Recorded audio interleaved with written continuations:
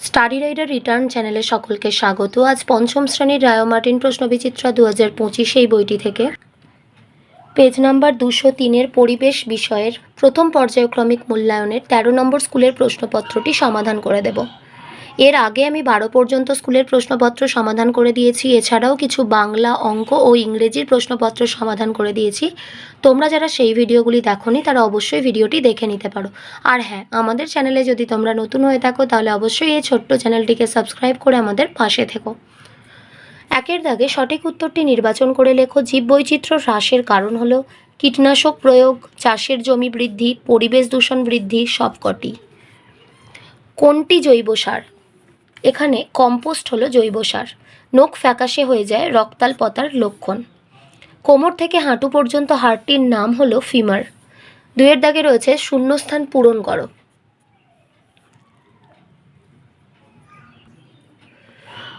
বায়ুমণ্ডলের ড্যাশ সূর্যের ক্ষতিকারক অতিবেগুনি রশ্মিকে পৃথিবীতে আসতে আটকায়? ওজোন স্তর।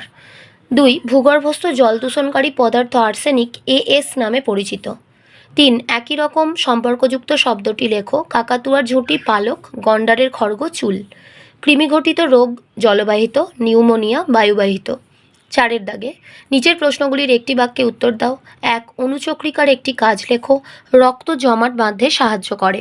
2. স্টেথোস্কোপ আবিষ্কর্তা রেনে লিনেকের পুরো নাম লেখো। Rene Theophile Hyacinthe Laennec. 3. মানবদেহে ক্ষুদ্রতম হাড়ের নাম স্টেপিস আর বৃহত্তম হাড়ের নাম হলো ফিমার। 4.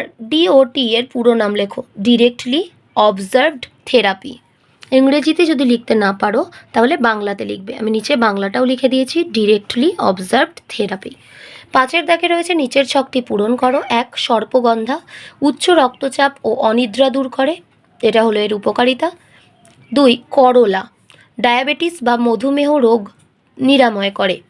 6-এর দাগে নিচের প্রশ্নগুলির উত্তর দাও। 1. যক্ষ্মা রোগের বৈশিষ্ট্যগুলি কি কি?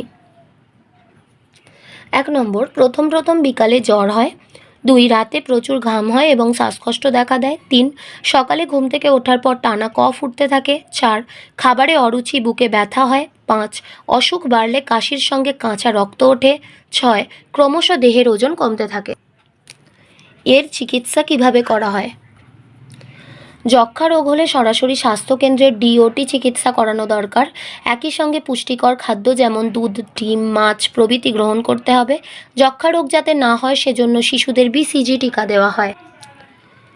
বয়স বাড়লে চুলের রং সাদা হয়ে যায় কেন? মেলানিন কমে যায় বলে। চুলের যত্ন না নিলে কি সমস্যা হবে? চুল পড়ে যাবে। 3. ভূমিক্ষয় কমানোর উপায়গুলি লেখো। ভূমিক্ষয় কমানোর উপায়গুলি হলো: 1. যেখানে সেখানে প্লাস্টিক, পলিথিন, ওষুধের মোড়ক, থার্মোকল প্রভৃতি না ফেলা। 2. অপ্রয়োজনে গাছ না কাটা। 3. পাহাড়ের ঢালু জমিতে ও অন্যত্র গাছ লাগানো। 4. পশুচারণ নিয়ন্ত্রণ করা। সাঁতরাগাছির ঝিলে শীতকালে যে পাখিগুলি আসে তাদের কি পাখি বলে? পরিযায়ী পাখি বলে। কোন অভয়ারণ্যে ভারতীয় বাইসন দেখা যায়? জলদাপাড়ার অভয়ারণ্যে। 5. বেলে মাটি ও এঁটেল মাটির মধ্যে পার্থক্য লেখো। বিষয় হলো বালি ও কাদা কণার পরিমাণ। এঁটেল মাটি কাদা কণার ভাগ বেশি, বেলে মাটি বালি কণার ভাগ বেশি।